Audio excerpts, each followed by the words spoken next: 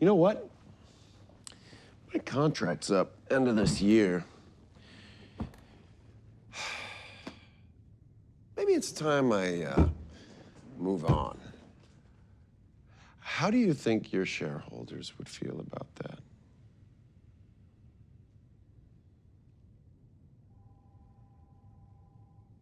Well, this is a truly fascinating, if not slightly condescending lecture, but I don't think I see the point, Stan. The point is that you are under a misconception that we are a superhero company. We are not. What we are, really, is a pharmaceutical company. And you are not our most valuable asset. That would be our confidential formula for compound V, which you, man-child that you are, released into the wild. Don't know what you're talking about. Well, let me remind you. You slipped compound V to terrorists all over the globe to get you and your cronies into national defense. But maybe at the cost of destroying the whole company. I don't think I appreciate your tone, sir. Not much at all. And I don't appreciate that the FDA now knows about compound V, or that it's only a matter of time before the public finds out. While you're preening at the Golden Globes, we're busy running around like maniacs trying to clean up the mess you made. I don't have to consult you about Stormfront or anything else. Mr. Edgar? Sir, if this is all true, I will get a strategy together with crisis management and PR. We're fine for now, Ashley. Sir, is it true? We're investigating. Sir, I have to tell you something. We have to tell Homelander, and I have to admit something to you. You don't have the faintest idea where Homelander is. He will know when I want him to know. Just keep the rest of the infants on 99 in check, will you?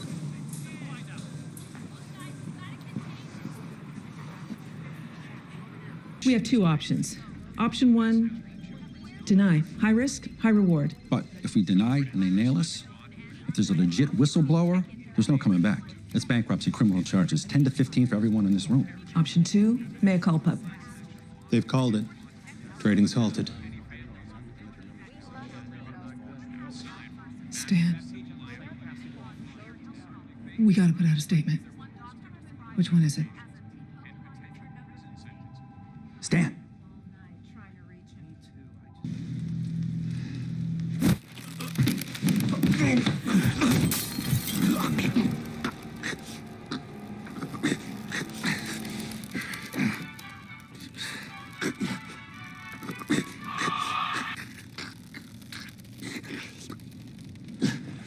Mr. Butcher.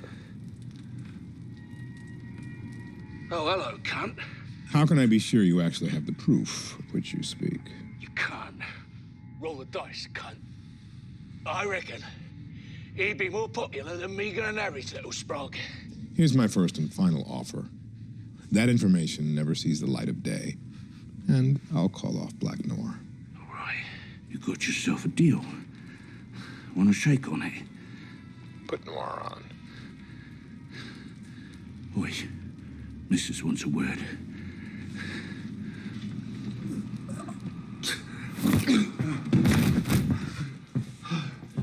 Maybe you should take a look in the mirror, mate. Because that bitch should bother you. Of course she does. But it's not about me. I can't lash out like some raging entitled maniac. That's a white man's luxury. So it's just business then, eh? When, Mr. Butcher, in history, has it ever been about anything different? And what happens when Rebecca shows up at my doorstep begging to be reunited with her boy? You say it's the only way you can guarantee Ryan's protection from Homelander. Because as you know, a mother will do anything to protect her son. And you call me a ruthless bastard? You tell me where he is,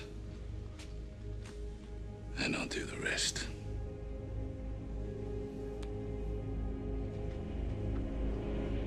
What Black Noir did to that Hard Rock Cafe in Lagos should be brought up on war crimes.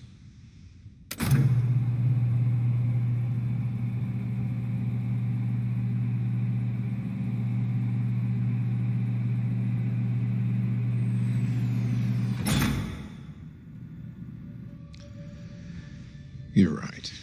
I'm sorry? You are absolutely right. The problem, of course, was making the super into heroes.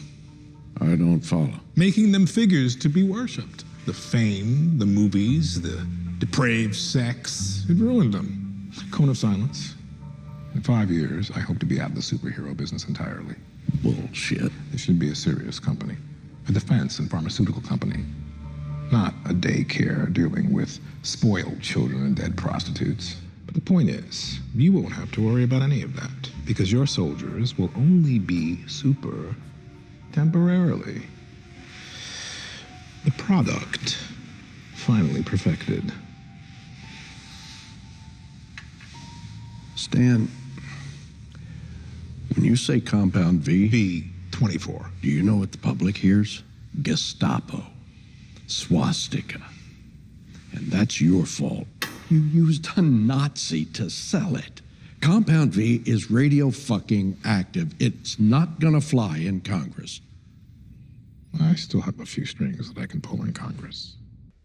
I remember when you first arrived, Starlight, a farm girl from Kansas, bright-eyed like Dorothy in Oz. In Iowa and not a farm. Oh, well, look how far you've come. Polling in at 96, a new bought record. I don't have to tell you that our brand has been a bit tarnished since that nasty business last year, but you have restored a wholesome, trustworthy image to the company when we needed it the most, which is why the board wants to make you co-captain of the 7. What? Co-captain? Yeah, but Homelander is captain. I mean, you're captain. This will be beneficial to you both. Your numbers are down, what, double digits? The public still associates you with Stormfront. This would be a real bump. A rising tide lifts all boats. That's very thoughtful of you, Stan. When does the board vote? They already did, this morning. All that's left is for Starlight to say yes. No. I mean, I'm flattered, thank you, but no, thank you. If anybody, it should be Maeve. Well, Maeve doesn't have a 96. Nobody does, except you, apparently. Homelander,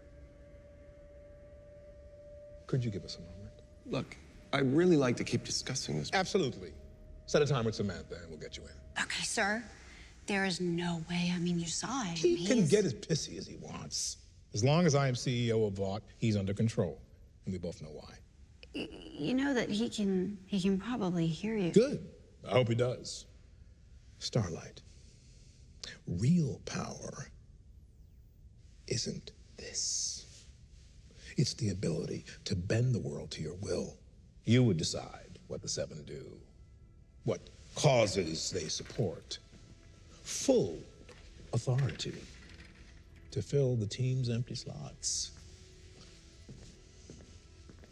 I am offering you real power. You should think about it. I'm not doing it. I have an idea. Why don't you lighten the fuck up? Come on, you're gonna sing the shit out of this song. Ready? Let's hit it. If Starlight doesn't want to sing, she doesn't sing. Stan! What a surprise. Our testing shows that 76% of likely viewers will make every effort to watch tonight for Starlight. As for you, 53% might DVR.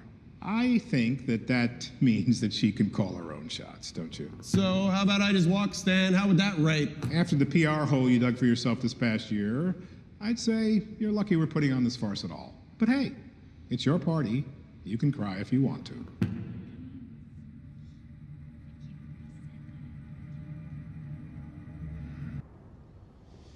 You do have a hell of a view from up here. I'll give you that. You should see it from space. Unbelievable. 80/60. Your entire life is imploding, and it's as if you're reading fucking John Grisham.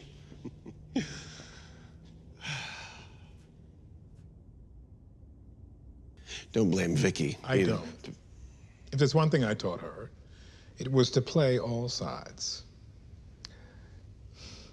She's more like me than I ever imagined. But I am curious. What did you give her? A little respect, Stan. Something you should have given me. What good would that do? Where would it even go? But to the bottomless, gaping pit of insecurity you call a soul.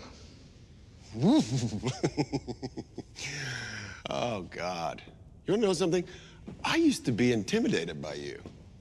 I did. And now I look at you, I'm just, I have no idea why. Truly, you're not even pathetic. You're just nothing. Then why are you still here? Looking for my approval like I'm your daddy? And even if I were, what would there be to approve of? The company is yours. No one left to stand up to you. But I think you'll come to sorely regret that. And why is that? Because there's no one left to cover for you either. Eventually, probably soon, the world will recognize you for the pitiful disappointment you are. You are not worthy of my respect. You are not a god. You are simply bad product.